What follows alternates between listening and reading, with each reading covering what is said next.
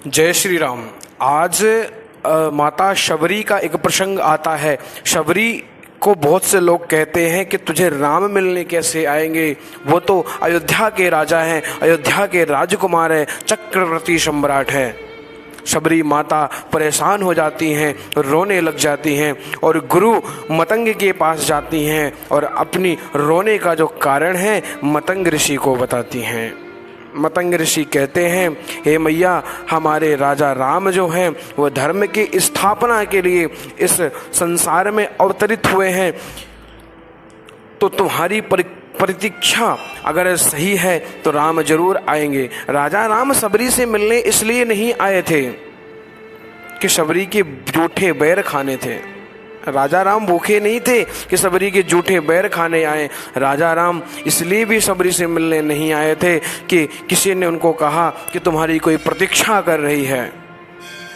राजा राम तो शबरी से इसलिए मिलने आए थे कि जब हमारे इस सनातनी देश, हिंदू देश भारत में कोई व्यक्ति यह प्रश्न उठाए कि भारत में जात पात ऊंच नीच भेदभाव किया जाता है, तो आप गर्व से कह सको कि हमारे देवता मनुष्य रूप में अयोध्या के सिंहासन पे विराजमान राजा रामचंद्र, जब उनके भक्त ने उनको पुकारा, उनकी प्रतीक्षा की, एक भिलनी की बैर खाने के लिए वन वन में नंगे पांव भटकते हुए गए थे।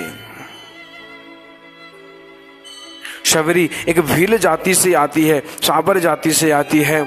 उनके विवाह का समय हो गया, पिताजी ने विवाह उनका तय कर दिया था।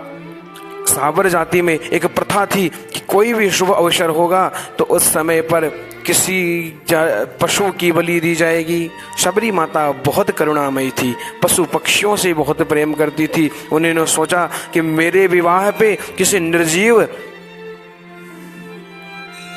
निर्मुख प्राणी की हत्या होगी। उन्होंने रात को चुपके से अपने घर से भाग गईं, ऋषि मतंग के आश्रम में जा पहुंची और वहीं पे बैठ के प्रतीक्षा करने लगी।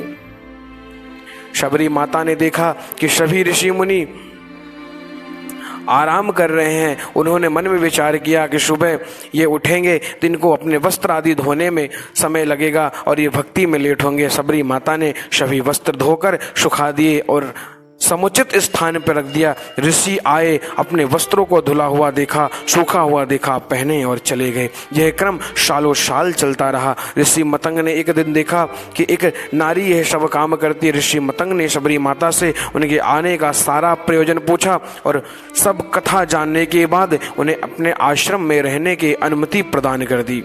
ऋषि ने राम नाम की दीक्षा दे दी शबरी माता को। शबरी माता श्री राम की प्रतीक्षा करने लगी।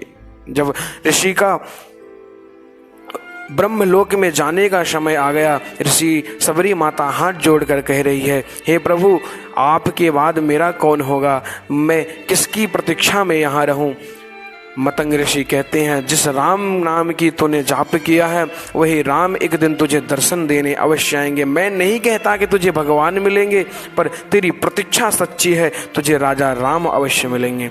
और फिर एक दिन ऐसा होता है कि राजा रामचंद्र शबरी से मिलने के लिए उनके आश्रम में आ जाते हैं। शबरी भाव विभोर हो जाती है, कुछ समझ नहीं पाती है, राम का कैसा सत्कार करूं। कहती है, मुझे तो कुछ भी नहीं आता प्रभु, कैसी सेवा करूं, कैसी भक्ति करूं। प्रभु राम भाव विभोर हो जाते हैं, शबरी माता को देखते हैं, उनके हाथों से वैर खाते हैं।